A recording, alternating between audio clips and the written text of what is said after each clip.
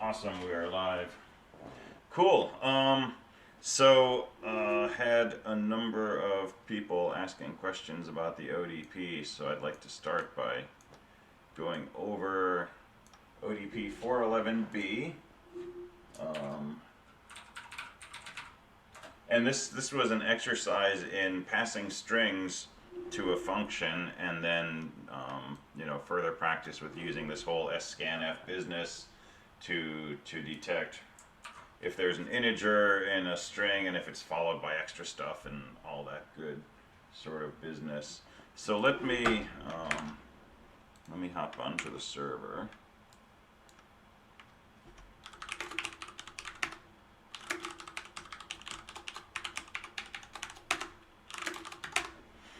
So you were making a function called parse, and parse would there we go. Parse would take a character array, right, a string, and try to interpret it as an integer, and then return a 1, 2, or 3 if it was an integer between 1 and 3. Otherwise, return a -1. And all the other cases, return a -1. A syntax error, an integer out of range, doesn't matter, it's a -1, unless it's exactly an integer 1, 2, or 3. And so this is the same code that we've seen before. So an scanf, the string that you're trying to parse, and instead of using fgets to read this string, we were taking it as an argument to the function. And then this funny formatting string, %d, %s, right? So remember, %d will try to match an integer, %s will match pretty much anything up to a space. And then a pair of arguments that we will save the patterns that match these things. So if we match an integer, that integer value will get stored in I, right, which is declared to be an int. And then if there's stuff after that other than spaces, that will match %s and get stored in temp. And temp, I just made a big array that holds 1,000 characters. And I have no idea what this comment means. And then check the return value from scanf, right? And this you've got to do before you do anything else. I don't want to look at the value of I because, for example, if return is equal to 0, it means it did not find an integer in the beginning, and the value of I is basically random, right? It's whatever happens to be an I because I haven't initialized it. So if I start checking the value of I might lead to the wrong conclusion. So first thing I'm going to do is check the value that came back from scanf, this return value. And if it's not 1, that's a syntax error, right? And that's your rule with this pattern. If return is 1, you've got a valid integer. If it's not 1, you've got a syntax error. So code that directly, right? If return's not 1, it's a syntax error, return -1. If I get down here, if I didn't return, now I know that I had a valid integer on the line, and just a valid integer, and that integer is stored in I. So I just decided to do if I is bigger than or equal to 1 and less than or equal to 3, it's within range, I'll return I, otherwise I'll return -1. So as usual, different ways you can do this, different ways you could structure the conditional statement, and so on and so forth, but same effect in the end. And the main takeaways here are this, scanf that we used when we parsed a command line argument, but also this idea of passing a character array and making sure your argument is char star, and then whatever you want to call your array.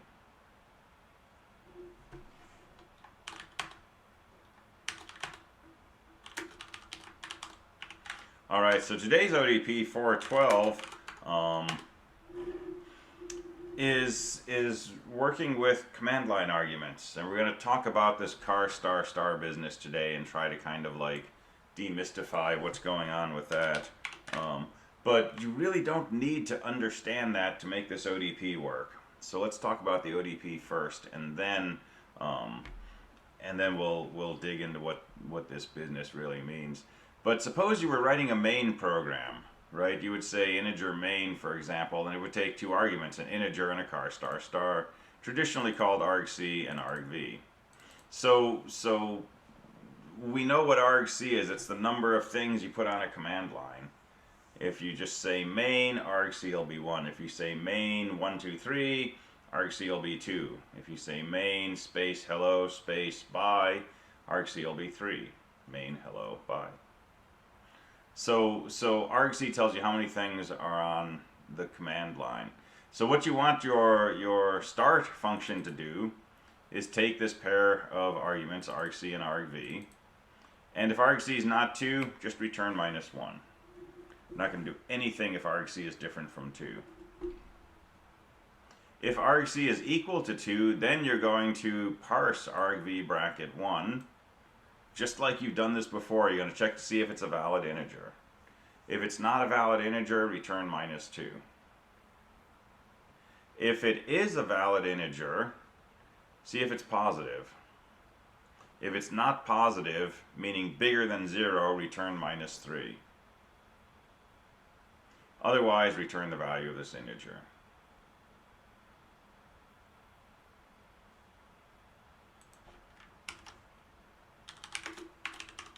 All right, questions about that?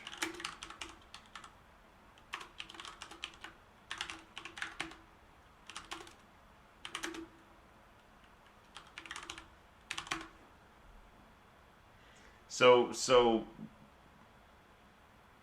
little bit. I have a slight question, but I don't know how to exactly ask it. But yesterday while I was building the code, I tried naming the character string and trying to get the integer out as something else, but it wasn't working. But it wasn't until I could I completely got rid of that and named it within the structure something and used that, and it worked.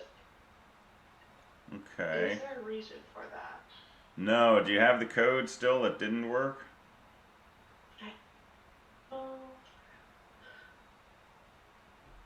Yeah, it was using int result scanf string %d at and value. It worked after I used the and value in the if statements, but int result, it did not work at all. Okay. Because at first I used the result, but I'm gonna say if you can get back to that code, let's take a look at that like in office hours and figure it out, because what you're describing sounds like it should work, although maybe it's missing one piece to pick up the string. yeah, it did end up working later, but I had to just cut off the equal sign and get rid of result entirely. Okay, I'm surprised it would work if you didn't use result, but that may have been lucky rather than correct, which is why I say let's definitely figure that out. So one nice thing about programming languages and programming in general is like if it makes sense to you that a certain thing should work, as long as your understanding is solid, it's almost guaranteed to work. There's nothing where it's like, yeah, that makes sense, but we don't do it that way. That doesn't work. You have to do it this other way, right? That doesn't pop up in a well-designed programming language, and it shouldn't pop up in C. And those kinds of things drive me nuts in other subjects. You know, I took an economics course, and we learned about inflation and interest rates, and I was like, well, if you just do this, then you know inflation should go away. And the teacher was like, yeah, but it doesn't really work that way, you know, and that's really frustrating to work with. And I never want people to come away from doing programming with the feeling of, you know, well, for some reason I can't do it like this. I got to do it this other way, right? Because then you start to disbelieve that you know this stuff is predictable and it's causal and so on and so forth. And I want people to come out of this programming sequence with a really solid understanding and a firm belief that like you can make the computer do whatever you choose to make it do, right? You just have to understand this core set of rules, which we call a programming language, for example, and you can put things together in any way that makes sense. So yeah, let's look at that in office hours if you have it. Figure out. Cool.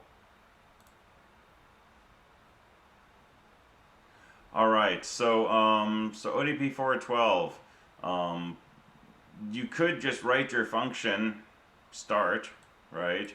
Pass it two arguments of this type, which are just like the arguments that you pass to main, typically, and then just do what it does, what it says here literally, right? If argc is not equal to 2, return -1, right? Scanf argv bracket 1 with a %d and a %s, put the extra stuff into extra, right? And check the return value from scanf. Same thing you just did in 411b, same thing we did before. What's weird about this, though, is trying to write your own main test function. Because how do we create this pair of arguments that we want to pass to our start function? And so we can do this by taking advantage of main.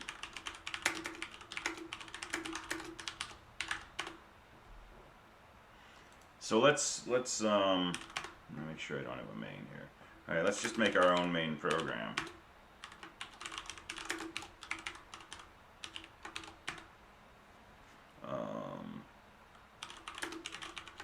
So I'm going to make a main, and I'm going to declare my usual pair of arguments.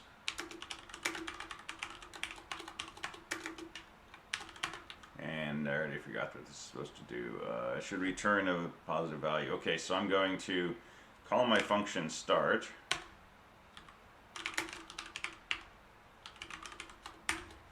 And I'm just going to pass it my argc and my argv from what my main program was passed.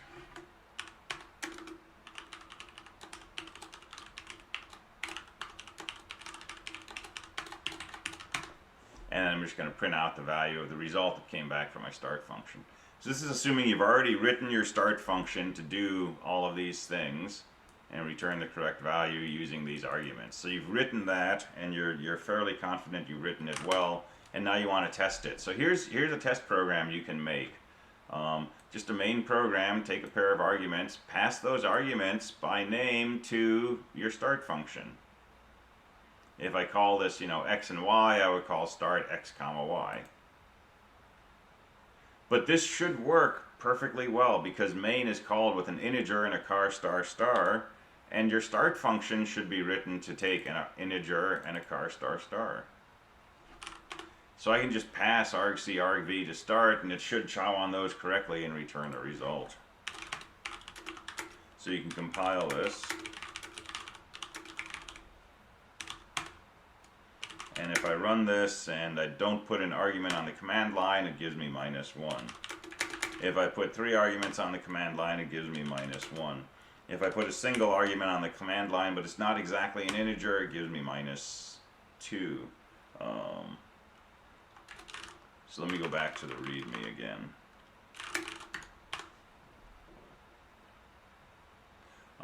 So if argc is incorrect, return -1. That's the wrong number of arguments. If you have the right number of arguments, but it's not an integer, return a -2. If you have the right number of arguments and it's an integer, but it's not positive, return -3. Otherwise, return its value. So when I run this and it has an argument, but it's not an integer, it returns. 0 is positive. 0 is not positive. So here's an argument that's not an integer, so it returns -2. Here's an argument that's an integer, but it's not positive, and 0 is not positive either.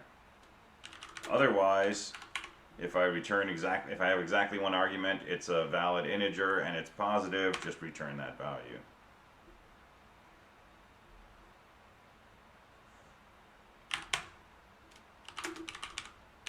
So that's a way you could do a test program, and it's really the only practical way at this point to do a test program, because we're just going to start talking today about what this char star star is all about. But trying to put one of those together yourself takes a bit of work, and it doesn't really help you with this ODP, and it doesn't really help you with PA2. But being able to pass your arguments to main as arguments to a function, that might help you with PA2. Alright, so other questions about this ODP?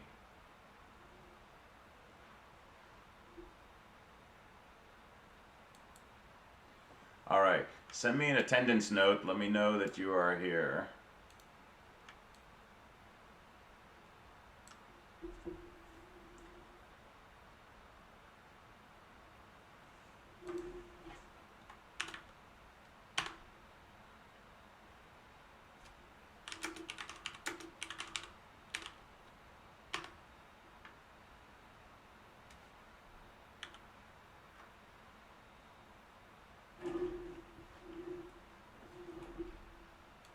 And so before we get into char star star, let's talk a little about putting functions into your programming assignment to your stick game. And I know some of you have already finished this, and some of you are close to finished, but let's talk about this anyway. And we talked about this a little with the first assignment, but that was in Bash, and we hadn't really gone into functions in Bash. In C, we always make good use of functions, right? Our main program is a function, printf is a function, fgets, scanf, all of these things are functions.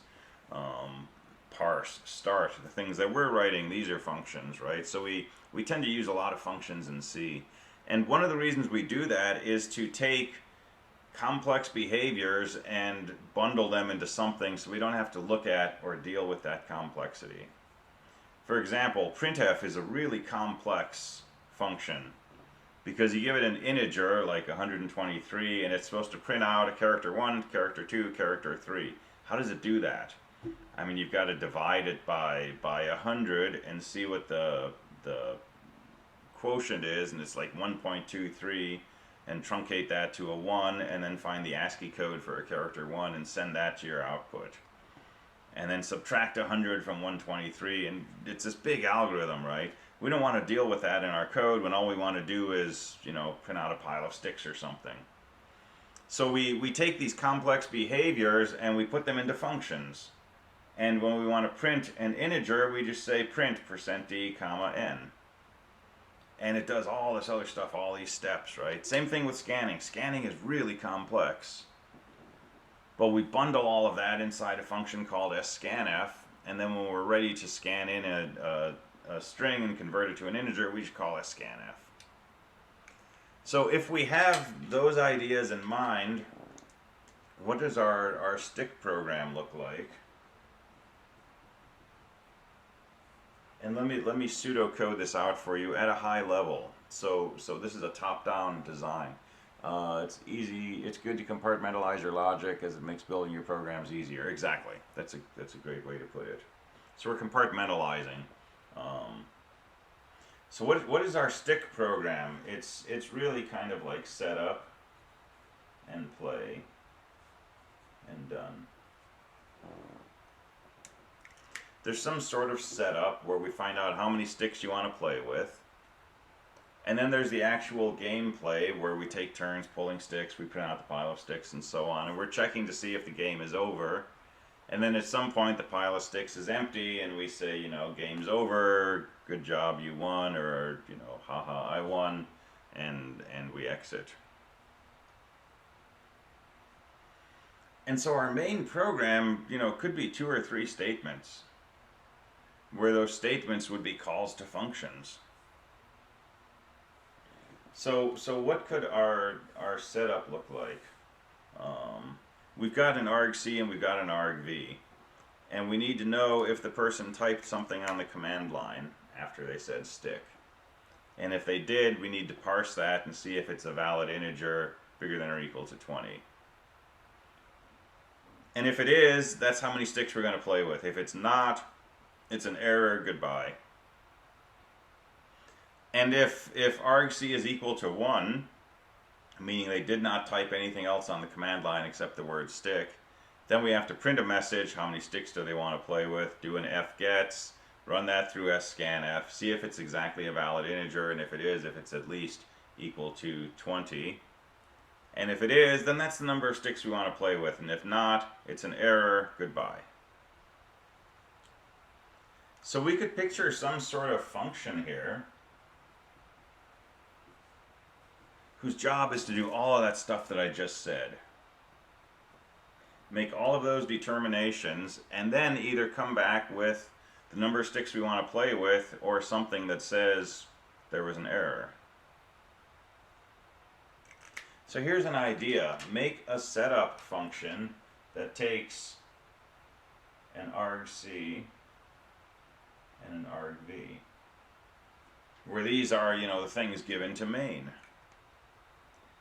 And have your setup function do all of that analysis. And have it return an integer. And you could decide for yourself, if num equals 0, then there was an error. So in here you do your argc, you find argc is 2, you check argv1, it's an integer, but it's got some extra stuff after it, there's some kind of problem. Just return a 0. They ran the command with 15 arguments on it, that's an error, return a 0. They called your main program with argc equal to 1, so print a message, do an fgets, take the string they type in, run it through scanf, it doesn't start with an integer, that's an error, return a 0. So all of that can go into a separate function, and at the end of it, this function just returns either a 0 to say some sort of error happened, or the number of sticks you want to play with. And in our main program, you got one line to do all of that. And then you could say something like, if num is equal to 0, just return. That gets you out of your main program.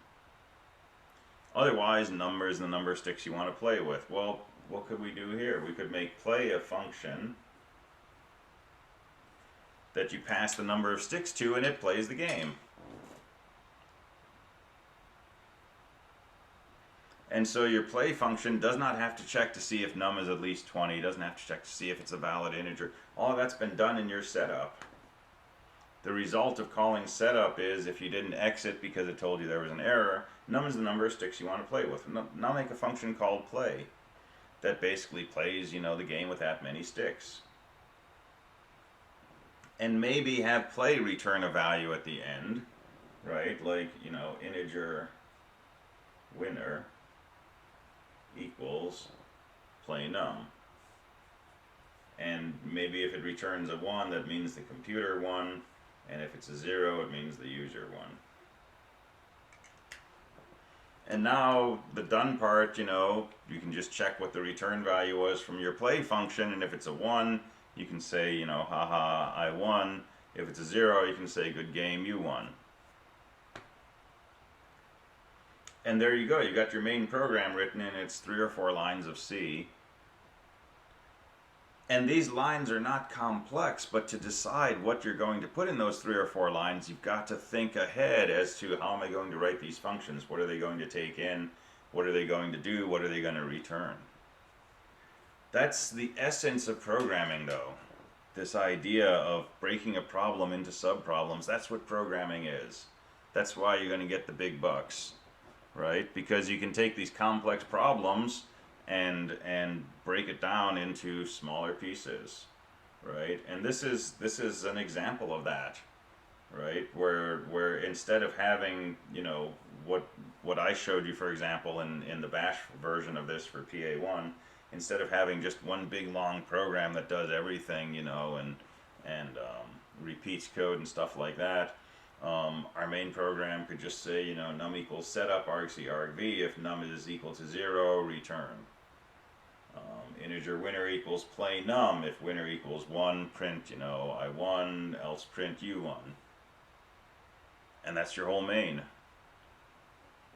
And now you've got more work to do. Now you need to write a setup function, and you need to write a play function. But those are smaller tasks. Writing a play function, you don't have to do any parsing of command line arguments. You don't have to check to see if the number of sticks is legal, and so on and so forth. It's a simpler task. The setup function, you don't have to worry about playing the game, and mod 4, the push and put in a good number of sticks, right? We're just doing a parse problem. We're doing something very close to the ODPs we've been doing. So these are simpler tasks. And if you can subdivide your problem into simpler and simpler tasks, right, it's generally easier to complete each of those tasks. So let's just look at the play function. So integer play, integer number of sticks.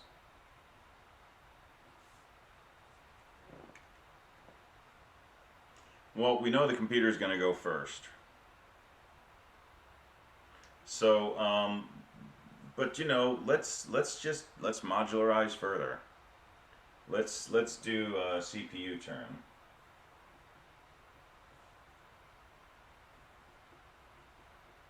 And I'll pass the number of sticks to the CPU turn function, and it will use its algorithm. It will decide how many sticks to take. It will print the new pile of sticks, and I'm just going to go ahead and have this function return the number of sticks that are left after the CPU takes its turn.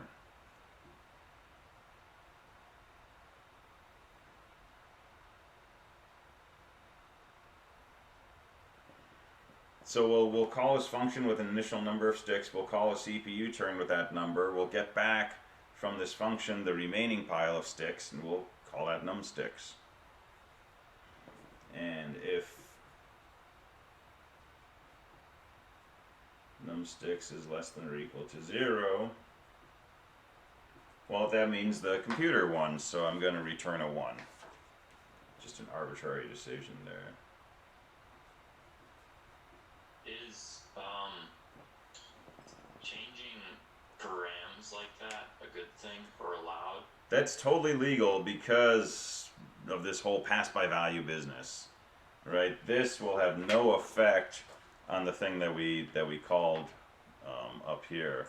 It won't change num. It's just a local variable. But if you don't like that, you know, you could use a different variable, and it might be more clear to use a different variable there. But yeah, this will work fine. The way that it would be bad is if you set it with like a star in front of it or something. Yeah, exactly. Then you're actually changing it.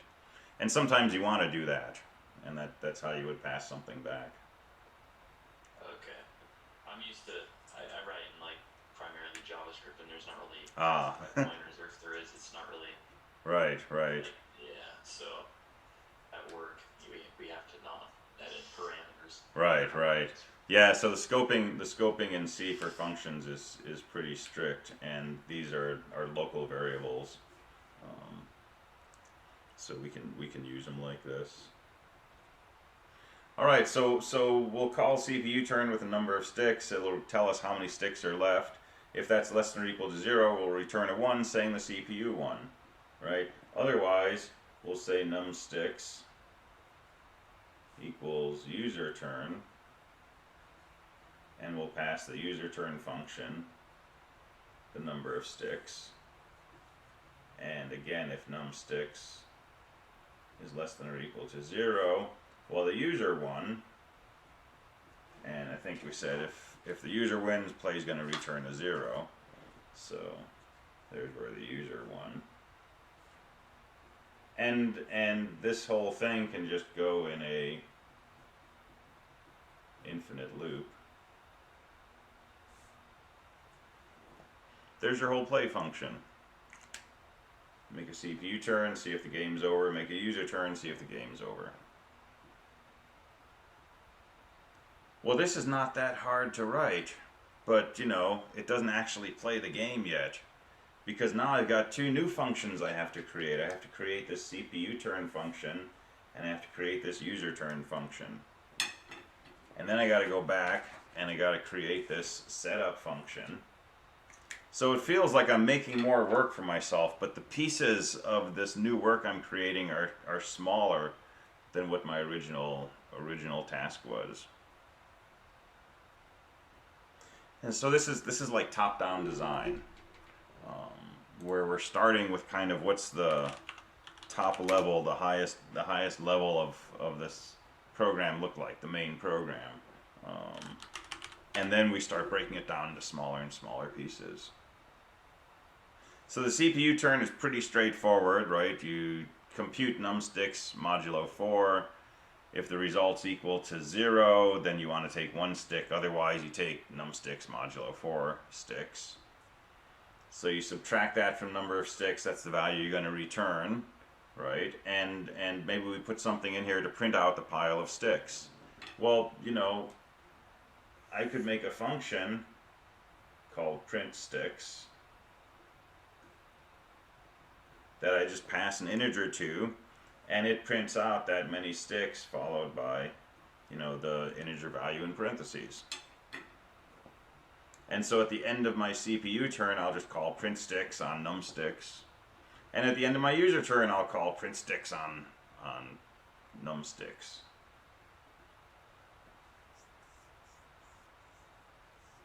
And this is not a bad function to write. You've written this, you wrote it in Bash. It's easier in C probably. And this function probably, you know, it's going to use printf and things like that, but it's probably not going to be something I would break down into smaller functions. But you know, you'd write a for loop, and we have for loops in C. For loops are totally cool, just not in Bash. So you know, you can write a for loop and just print out the pipes next to each other, and then print, you know, parentheses %d for the number of sticks in return. Does this make sense?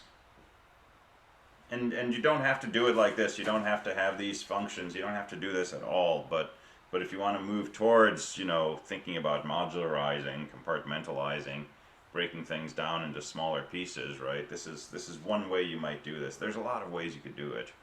You could come up with totally different pieces, and still get a good solution.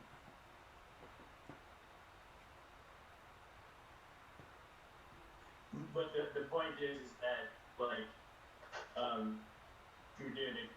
if you're doing programming professionally, then you'd want to have your main function preferably fairly concise, without a lot of that, you know, stuff in it. Yeah, even if you're just writing code for yourself, at least for a lot of people, at some point it starts to feel more comfortable to keep your main program simple and keep your other functions simple. And then, you know, if you want to print an introduction, you could call an introduction function before you call setup, you know, or before you call play and so on. And if you're working in industry as a programmer, you know, your job might be to work on the CPU turn function, and somebody else will be working on the user turn function, and somebody else will be working on print sticks. And in your CPU turn, right, you would know that you have this print sticks function that's going to be available, so you would just call that. You wouldn't actually write something that prints out, you know, the pipes in the for loop and so on. So this works well for like team development, where different people are developing different pieces. And if you are doing a service learning project with other people, right, you can think about this. If you're doing some kind of large code development, can we break this up into pieces? And this is where a lot of other challenges come in, right? So somebody else is writing the print sticks function, and they want you to pass 2 integers for some reason, or they want you to pass, you know, something which says what character to print and then the number, and you think you're just passing an integer, right? So you're going to write your code calling print sticks numsticks, and when you try to put it together with somebody else's code, things don't work. They don't compile, or they give you weird results or something, right? And you find out that, hey, you know, before any of us started writing code, we really should have prototyped these functions in a common place so that we were absolutely clear what the functions were called, what gets passed, what comes back. And this is part of where prototyping is so useful. Or maybe you call this, you know, CPU turn with an uppercase T, and the person who's writing the main program thinks it's CPU turn with a lowercase t, and you know, you try to compile and things don't get found. So programming like this is a lot of planning, right? A lot more than just sort of opening VI and starting to type. There's preparation before you actually start writing the code. where you're basically sketching it out on paper and you're figuring out, what are the function prototypes, how are we going to pass things, and so on and so forth. But this is probably the way to manage a larger programming task, something with lots of parts and pieces.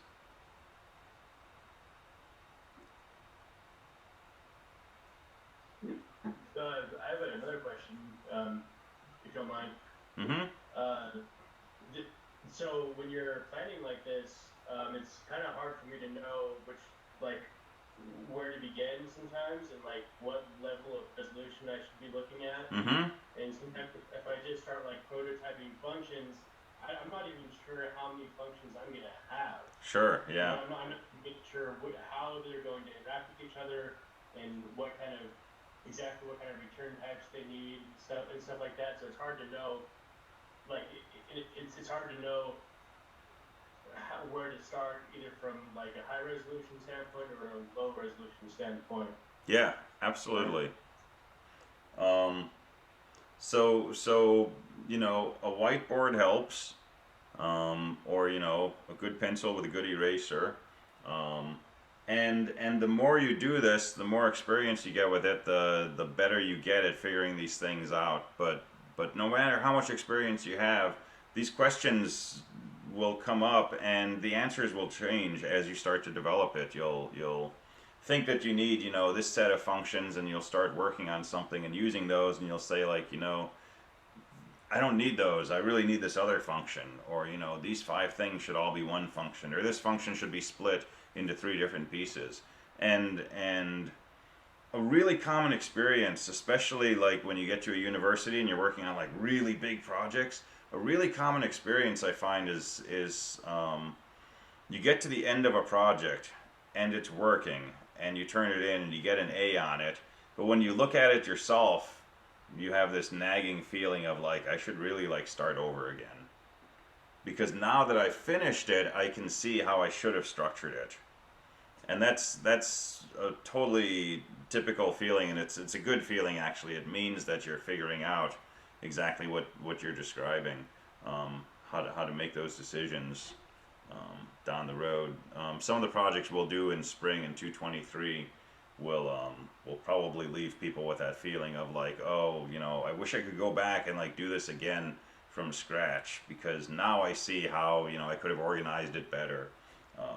But it's just an experience thing, and for starting, I think for a lot of people it's easier to kind of start with the higher level and think, what are the main pieces that my main program has to do? How could I break that down? And you might call 3 different functions for your setup. You might call a function to parse command line arguments, and then a function to process the runtime input if there's no command line argument, and then something to check validity, and that can work really well. Or you might do that and realize, hey, I could put that all in one function. It's trial and error, and that's what this is all about, right? This is not, here's how you write code, do this 100 times. It's practicing and experimenting and discovering what works for you. So yeah, if you write a function to check user's input, that's great. When we're doing the user turn, inside there, what do you have to do? Well, you have to ask the user how many sticks they want to take. You have to get an answer from them. You have to do some kind of scanf. And if the answer that they gave you is not a valid number, you have to say try again. And you have to do that in a loop. And then when they've given you a correct answer, you have to subtract that from the number of sticks, and then you have to print a new pile of sticks. And if you're doing this as a function, then you have to return, some information. And there's lots of pieces of that can get turned into other functions, such as checking the user's input to see if it's valid. And to me, it feels like I'm being lazy. It's it's a nice day, and I got a cup of coffee here, and I don't really feel like working. So I'm just gonna, pretend all these functions exist and just put them together. And I'm gonna sit back and drink my coffee and look at my beautiful main program and just imagine how it's gonna run, And I'm not actually writing anything that runs, And then sometime, at 2 in the morning, I can't sleep. I got good music cranking in headphones. I'm going to get down and I'm going to write the nitty gritties, ifs and whiles and assignment operations and all that kind of stuff. So it kind of gives you a choice of where you want to focus your efforts at any given time. So if that's not making sense or not clicking completely or makes no sense at all, one suggestion would be, I mean, like I say, you don't have to do this for PA2, especially since PA2 is due in 2 days. But if you want to explore this further, right, once you've got your assignment done and working, one thing you can do is come into office hours and we could look at your code and we can talk about specifics. Like here's something that you do 3 different places in your program. How could we put that into a function? And you can't just take that code and put it into a function. You got to have some way to know what that code should do in each of those 3 different places, and so we pass information to it, and so on and so forth. And again, if you're not doing this, that's totally fine, not a problem at all, right? This is more an eye towards moving on to programming 3 and definitely programming assignment 4, which is going to be a larger beast. It's just something to keep in mind. What's PA4 going to be? Oh, I haven't quite decided yet, but I think it's going to be a mix of things. But I haven't worked out that far ahead yet. But I'd like it to be something that you can really sink your teeth into. Something with lots of parts and pieces. Yeah, I'm picturing that as in C, because I think PA3 we're going to go back to Bash. But I haven't figured that out either yet.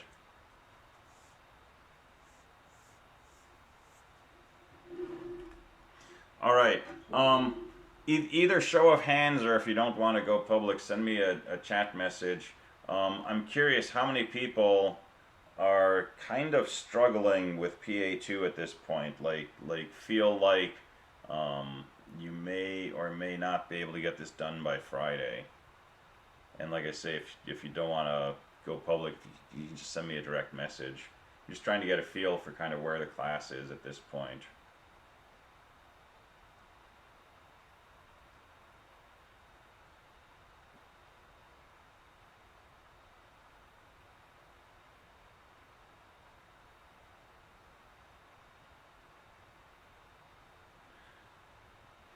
All right. So I'm gonna try something tomorrow.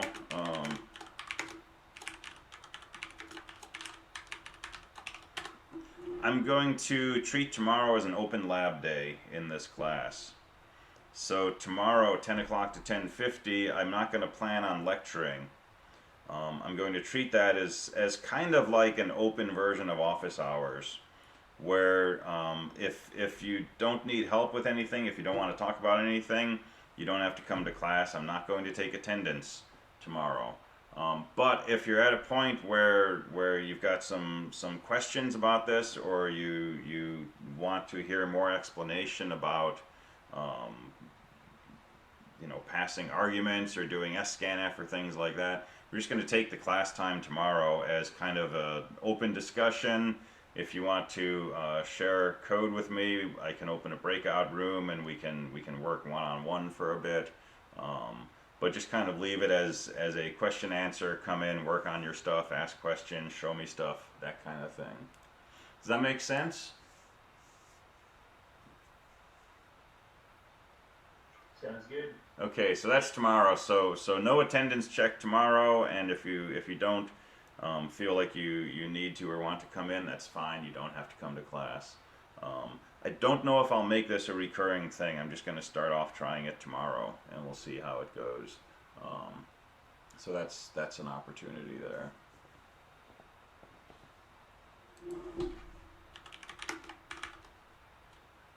Could I ask another question about C? Sure. I know in C++ you can declare a function as inline. Is that a thing you can do in C, or are they inline by default? What do you mean by inline? My understanding of inline is that it copies, like also when you pass things by using the pass by reference, I think it does this. Mm-hmm. When you declare it as inline, then doesn't it copy the function into like your main into the main, and then it runs it rather than like having a pointer to the function and like Oh, I see. putting it on the stack and stuff like that. I don't know So the details of how it works. yeah, so that sounds more like an implementation or compiling issue than from the point of view of the programmer. Like maybe that's an efficiency consideration and so on. The one thing you can do in C that would be kind of similar to that maybe is you can use macros. So you can say like number sign define and make a set of code, and that code can have arguments. And instead of doing a function call, it'll basically replace that macro invocation with the actual code from the macro at that point in your program. So you could look like you're calling functions in main, but actually be executing them just as more code inside main. So that might be similar.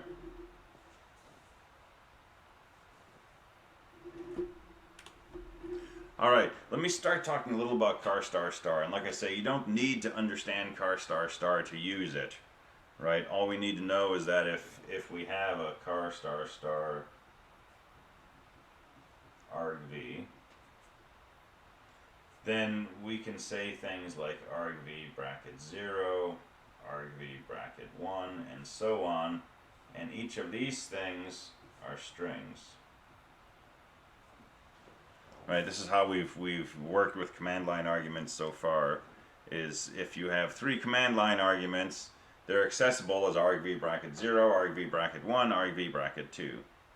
And each of those command line arguments is a string. It's a sequence of characters. So if you run a program and you put an argument like 25, it's not the integer 25. It's a string containing a 2 followed by a 5 followed by a null terminator, because strings always have null terminators. But this argv looks like an array, right? We can access elements of this array by saying argv bracket something. So argv is an array, but what is it an array of? It's an array of strings. Well, remember in C, an array of characters is a string. A string is a char star.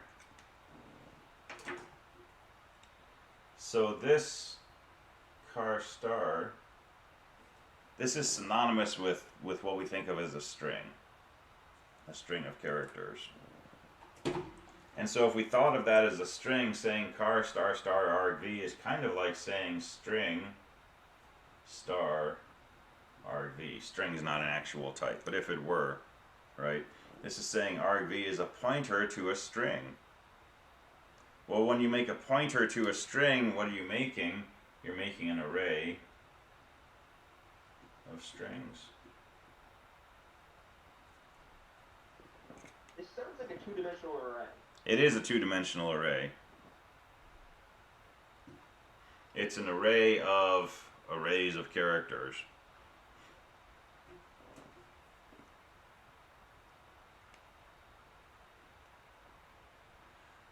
How many cases for ODP 412? What do you mean by cases?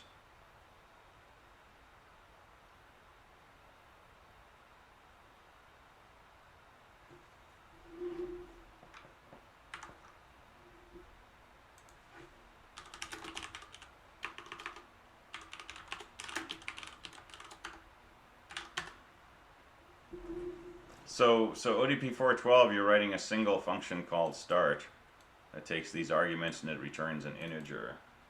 So I'm not sure I understand the question, how many cases for ODP 412?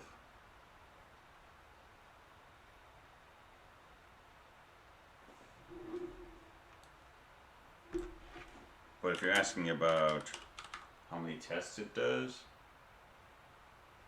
I check the grade for ODP by assess start.c. Yeah, if you compile into a main program called start, then assess start.c.